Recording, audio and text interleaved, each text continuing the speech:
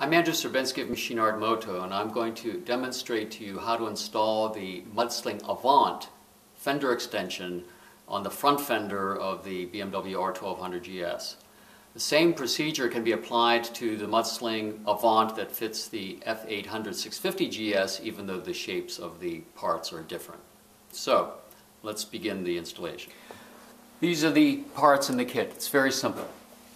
The injection molded polypropylene Avant, 3 compression clamps, and 3 T25 Torx head screws.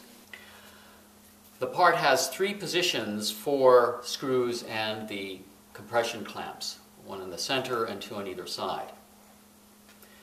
When I turn it upside down, you'll see that these bosses protrude, and the underside of the fender actually rests up against the top side of this boss. And you can see that these bosses on the left and right sides also are shaped to engage this cutout on the existing fender so that it locates very cleanly. First thing we're going to do is install one of these clamps and screws on the center only. So we've installed this partially with the claw of the clamp facing upwards. Turn it around this way. You can see that this faces upwards. It's going to grip the underside of the tip of the fender. And then we're going to take the T25 Torx driver and screw it down partially so that the clamp still has some freedom to move on the inside. Now, you're going to feel some resistance when you install a screw. The reason is that there is this black nylon insert that's a capturing detail to assure that it does not back out after it's been installed. So you'll have to put some force behind the twisting action of your driver in order to get past that. But once it is fully seated, it will stay locked. So the first thing we're going to do then is position it in place. So you can see that the side ears will fit into this detail on the side of the existing fender. And right now, you can see this moving up and down.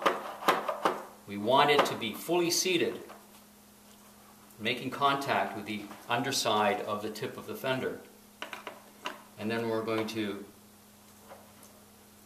turn this. So I've installed this tight enough so that it stays in place. And the sides are still a little floppy. Now I'm going to take another screw and clamp.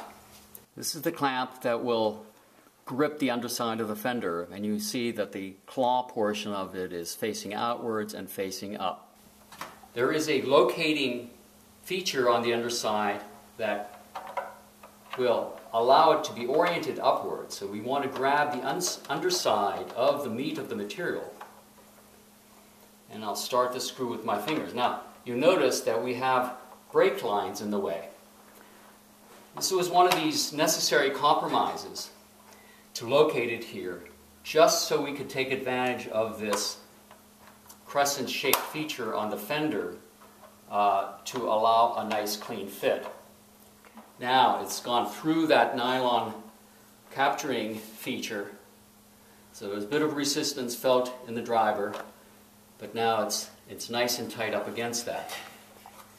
Now we go back and tighten this fully and go around again to retighten all 3 of them to make sure it's as firm as possible, and then we're finished.